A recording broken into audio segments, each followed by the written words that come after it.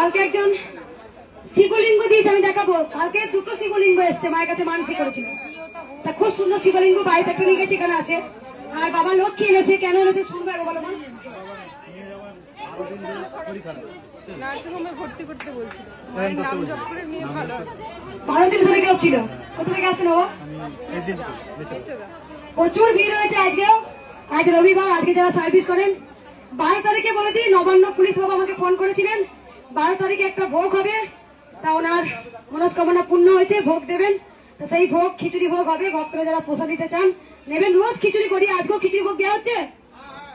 খিচুড়ি ভোগ দেওয়া হচ্ছে রোজ। মায়ের প্রসাদ খিচুড়ি ভোগ যতটা পারি, আমার যতটুকু ক্ষমতা ততটুকু করার চেষ্টা করি, যাতে ভক্তরা প্রসাদ পায়।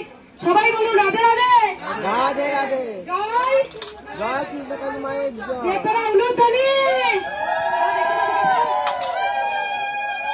কেবল লাইন দেখো, ওই দিকে দেখো।